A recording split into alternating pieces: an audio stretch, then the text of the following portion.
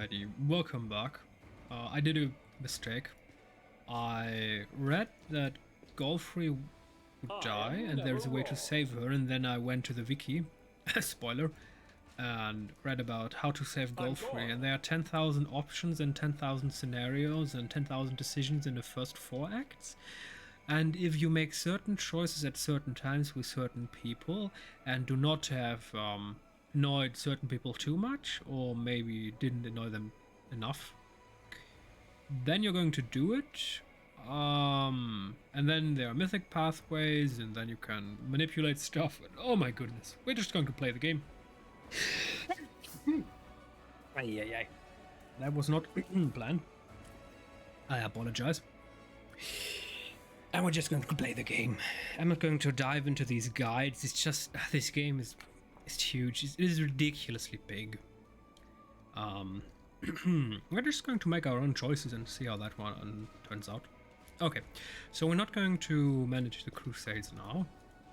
We're going to talk to our people and see if we can buy new stuff. Rest. Yeah, we don't need to rest. Do it my way. And apparently, if we want a certain secret ending, we to the street in prison. We have to end the game at a very specific time. So, all the prisoners are gone, right? Okay.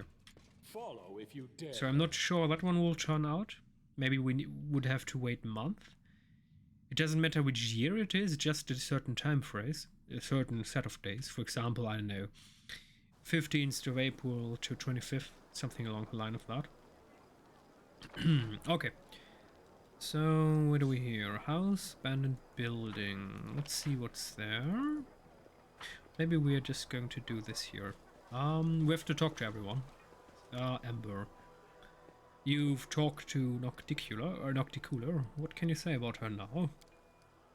She was laughing so loudly, but you know, I think it was just so she didn't cry. She has so many servants, but not a single friend. So many lovers, but no one to love. So much power, and she uses it all to hurt herself. I hope she can change her life. It will be so sad if she has to live like that forever. I've noticed a shadow behind you. Yes, I saw them too. They come and go, but don't do anything bad. I don't think they are scary. Okay. Socio. Okay, he's nothing to say. I'm off. Let's just go here. Do we still have Jewelry Artisan? I mean, Sunhammer is gone now. So, what's in his place now?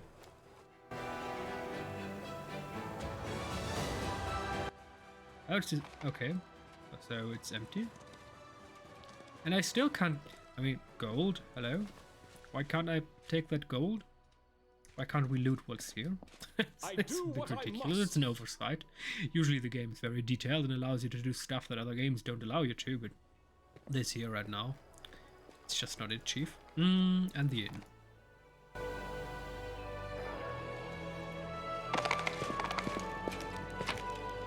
I'm gone. Long, good citizens, you're just seeing an angel looting stuff.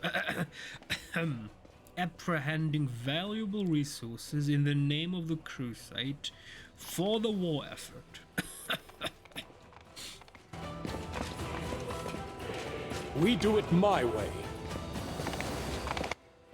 Wait, can I close this door? I can close this door. Okay. Hello, door. And open. And close. And open. And close. Okay. Never mind me. Peasant citizen, the blah. Nenio, what's up? Extremely quiet today. Huh? Nenio casts a throw in your direction. I'm just busy, not busy at the same time. I feel like I have to do something, but I don't really know what. It feels like I've forgotten something. It's an odd sensation. She sinks back into a rumination. Okay, so at some point we have to talk to her again. Good to know. Let's get to the tavern. Is there a difference between a tavern and an inn? both. Isn't it the same? Or well, maybe inn also has something to do with staying overnight, rooms, and a tavern is maybe singularly for drinking purposes? Half meter tavern. Noble. Noble. Well, hello there.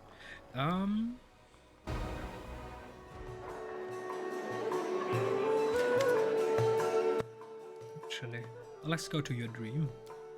Let's do it. I can't wait to finally solve this riddle. Oh, but there's a glimpse of concern appears on the succubus's eager face. My nightmare, it's still in there. Usually he doesn't show up at all, but I think he will attack us when we start altering the very nature of my dream. Better get ready for battle. I am ready for you always. Arushale touches your hand over 10-meter distance, and the real world fades around you.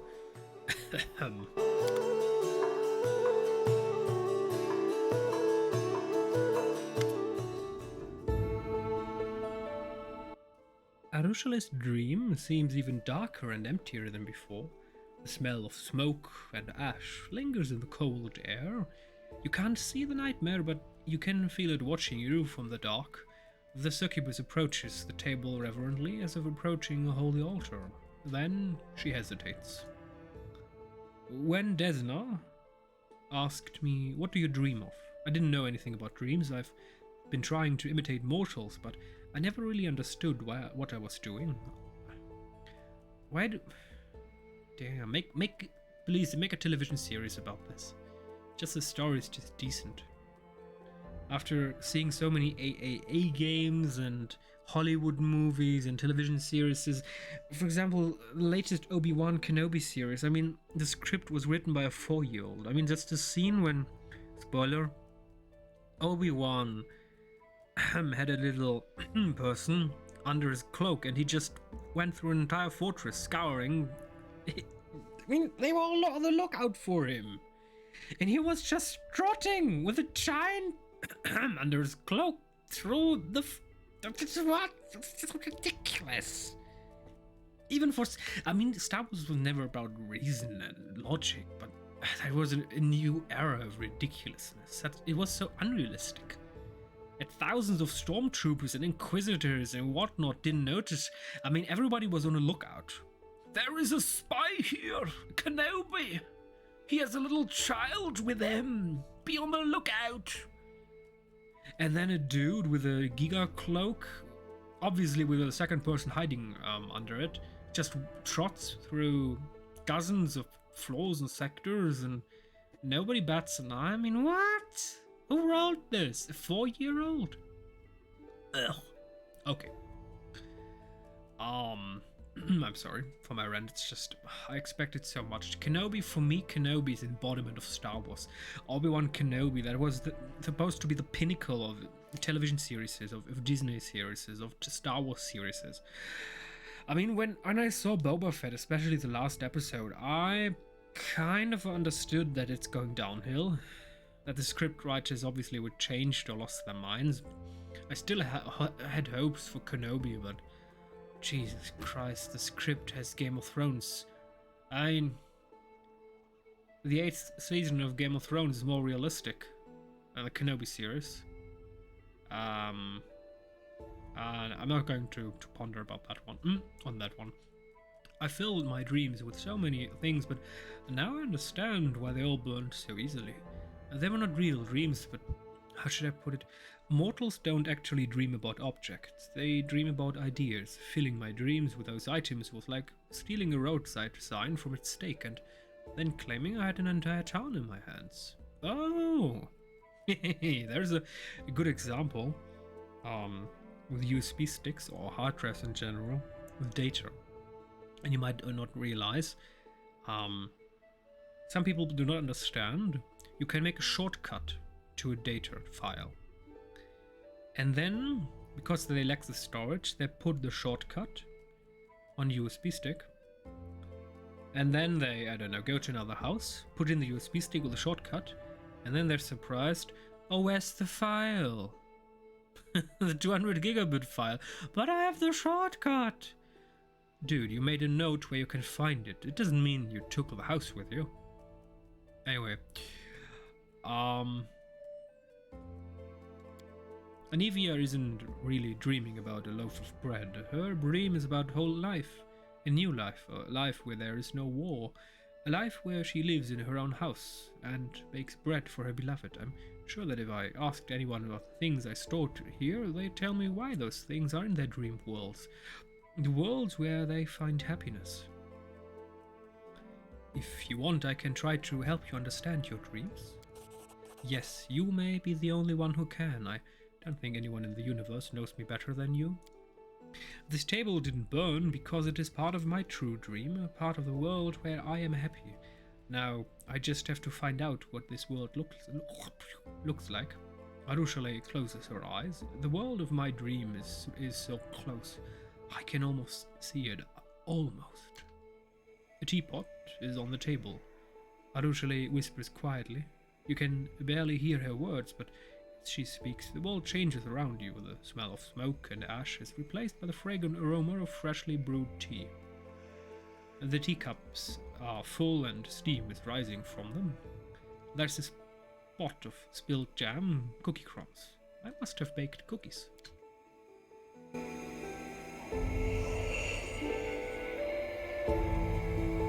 Planning to drink some tea, huh? A hissing voice full of bitter hatred can be heard in the dark. I'm not going to try to accurately depict a hissing voice.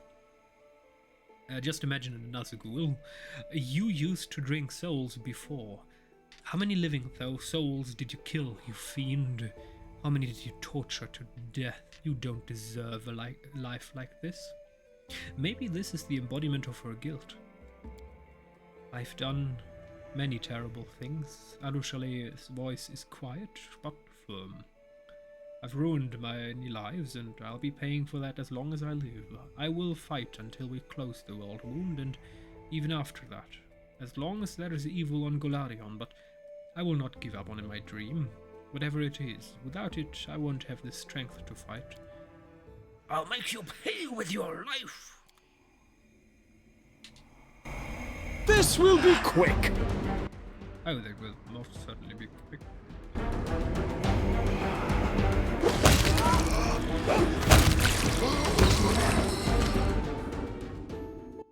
Actually stops to catch her breath. These nightmares will never leave me alone. I know what I deserve. I know that I deserve them, but it is so hard to fight them off over and over again. You cannot have dreams without nightmares. They are the price you must pay for your humanity. Yes, I know. Thank you for helping me fight them off. Let us continue. Arushale closes her eyes again. Surrounding the table, I see a house. A large, spacious kitchen. A ray of sunlight coming in through the window, the branches of apple trees swaying outside.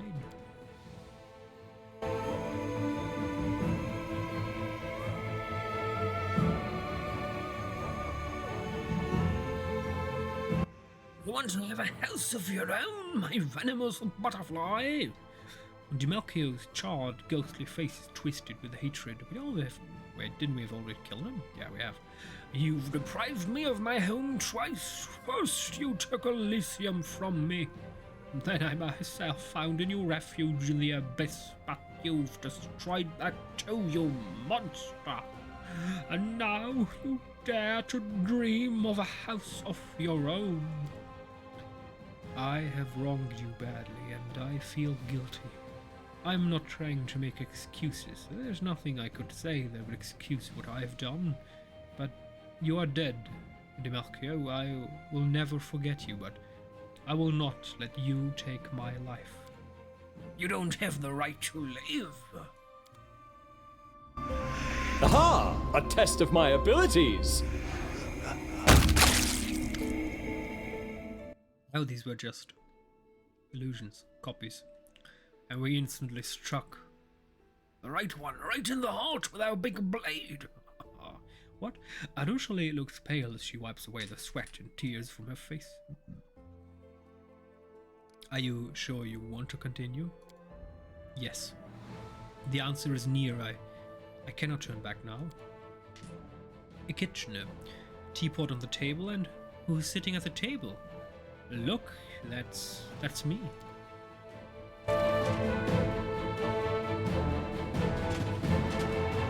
And there's you. We're chatting and laughing. You're holding my hand with such tender affection.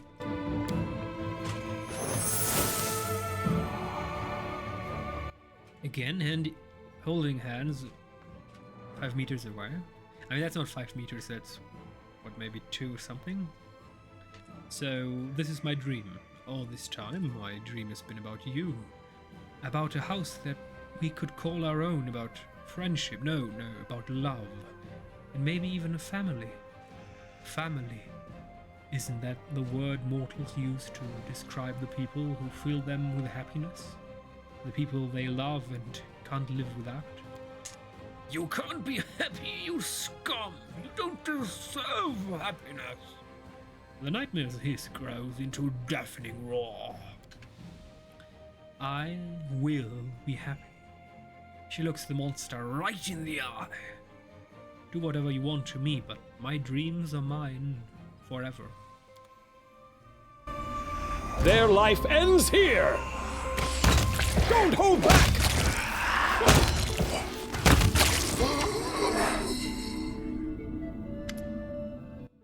Monster is gone. I just want to live here, in the world of mortals, with you.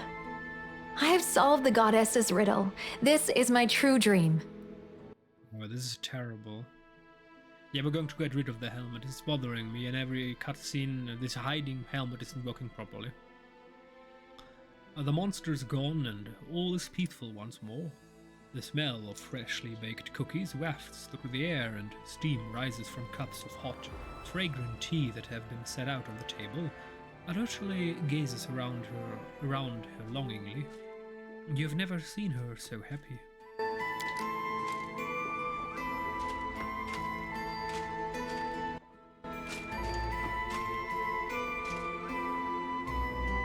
I love you. Will you be with me? Will you share my dream?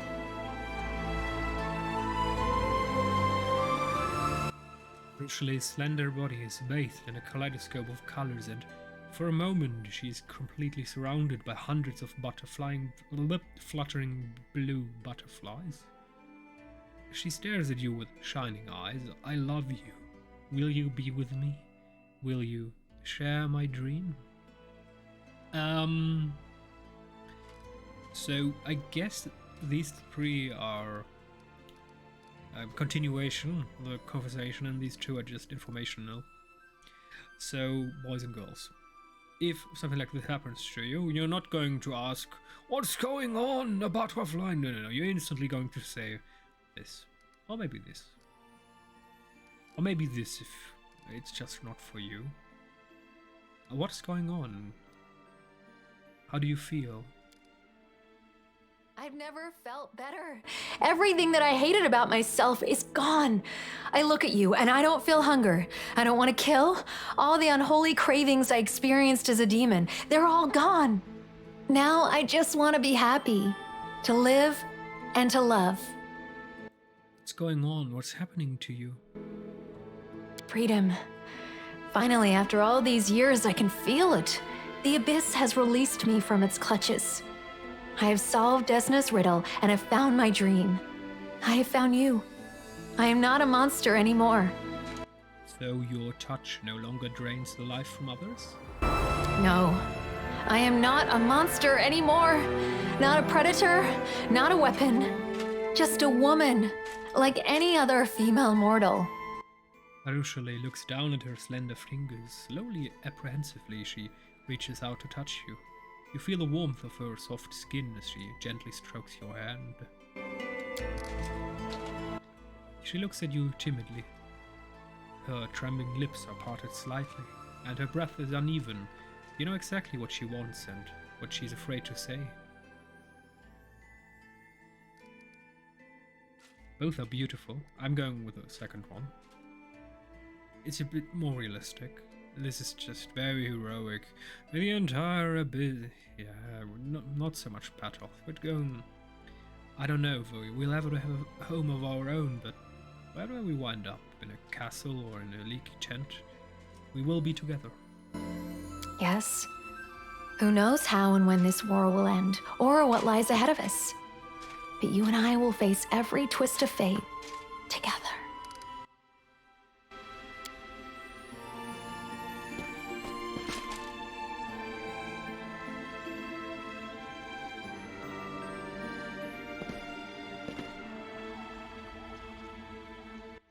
Six trillion times better love story than Twilight.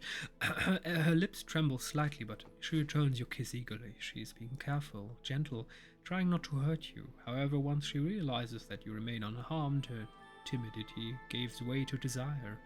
The former succubus has long shown incredible restraint, suppressing her passions for years, but now, as her lips meet yours, she holds nothing back. While having a succubus as a girlfriend that won't drain your life, I mean, that's just peak life? What? This is our happiness, our dream, an Elysium of our own. The scent of flowers hangs heavy in the air, and a jubilant melody fills your ears. Arushale kisses you again and again and again and again, forever. Going on like Lord of the Rings with 6 separate endings, making it very hard to hold in your pee whilst you want the cinema to finish it. I mean, at least if you are in the extended edition. The theatrical cut doesn't even exist. It's a fake news story. Seriously. Please watch the extended version. Don't watch the theatrical cut. There's so many glorious details that it misses.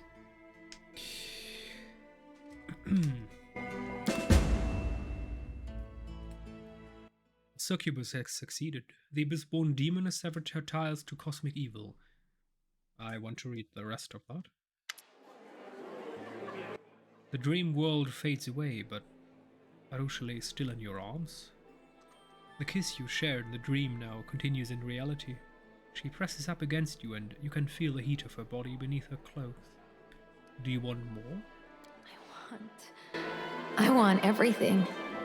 Everything I've never known before. Everything I've been waiting to experience for so long. Let's go somewhere no one will bother us. Yes. Let's go. It is slightly bothering me that she hovers in the air, but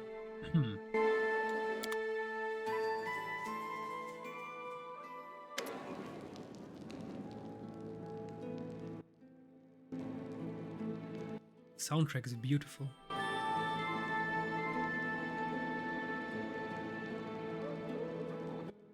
As soon as you close the door of the study, it's still open, the two of you fall into each other's arms, and time ceases to exist. You explore every inch of her skin, and her body, once an instrument of torture and murder, becomes a vessel overflowing with tenderness and joy.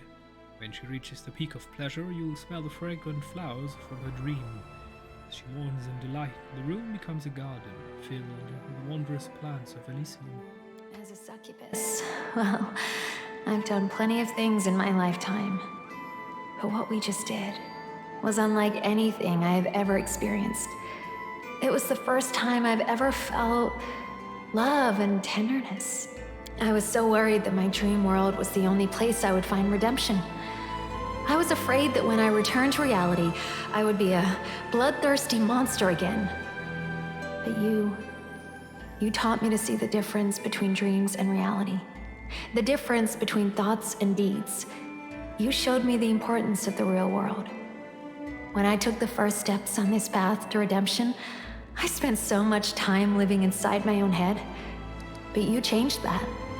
You introduced me to the mortal world. You made me a part of your life. And together, we have accomplished so many amazing things. Well, what did I do? So many things. There are too many to name. For instance, I was so afraid of returning to the 10,000 Delights. I knew that I was bound to meet some of my old acquaintances there.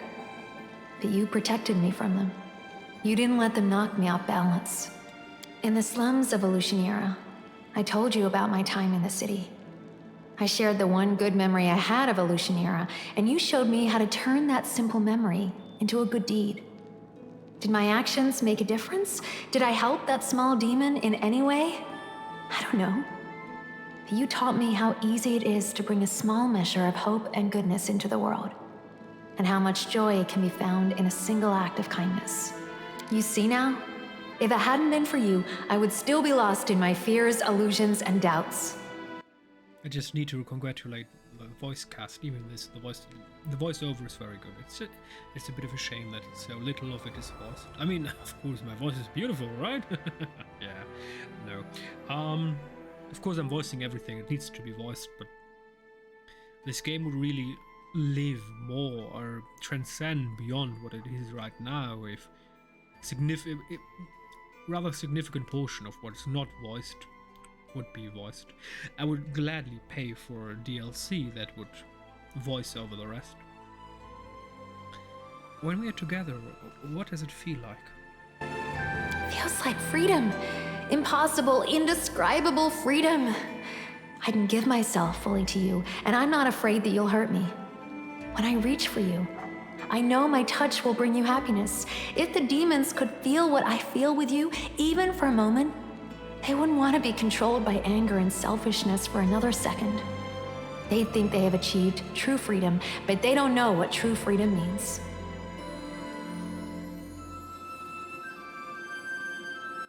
These flowers, what are they? They're the flowers of Elysium. But how did they get here? Perhaps it's a gift from the goddess. Or perhaps our happiness summoned them into our world. All I know is that it's a miracle. I can't explain how these flowers appeared, but I believe that they're a good omen, a sign of new life.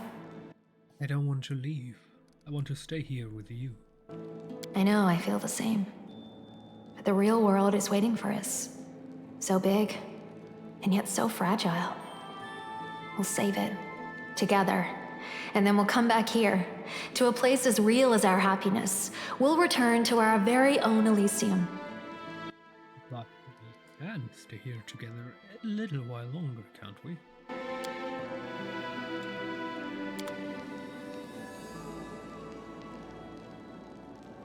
This is too wonderful. I think I'm about to cry now. Well, you don't need to kneel when you cry. Well, that was a beautiful love story. Damn, this game. Well done.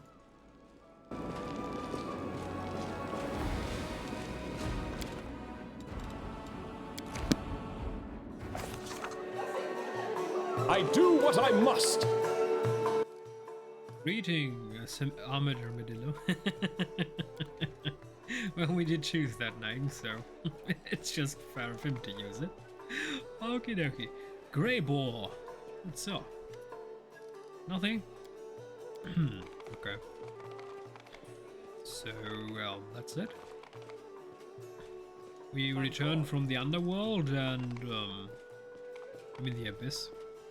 And our companions have to say nothing about that one. That's a bit dumb.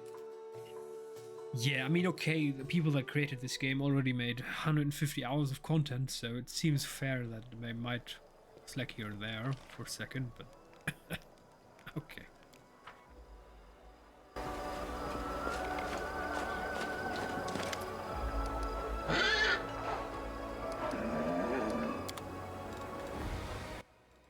Do we have new stuff? Thundering scale, blah. No, okay. Butter. Do you have any idea how expensive butter became in Europe? I mean, I'll be damned. And a significant problem that I see is it is difficult to differentiate between who needs to make his product more expensive because everything has increased in price and he also needs to learn to make a living. And then was just trying to... We have no angels here, a lot of them, interesting. And who has just, well, decided to profit from war, since Oh yes, Ukraine is under attack. Surely everything will become more expensive. And there are a lot of companies who do exactly We do it that. my way. They misuse that situation. Terrible crime committed by the Russians, where they brutally slaughter and murder innocent people in Ukraine. And these companies misuse that situation to increase their prices, even though their costs didn't raise. No, they're just greedy. Follow if you dare. And greed is still one of the cornerstones of human civilization, and it's a terrible one at that.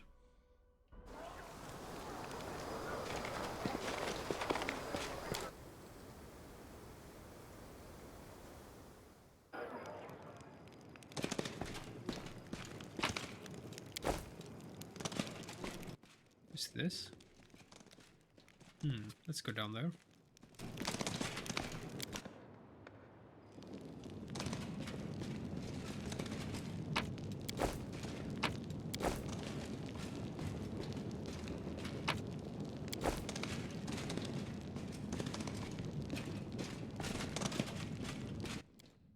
Alrighty, love stories are ended, so we're going to return to the rest of the game. Of course, we're still going to try to romance Iomide. I'm pretty sure we will not be able to romance Nocticula. I'm not even sure if I want that.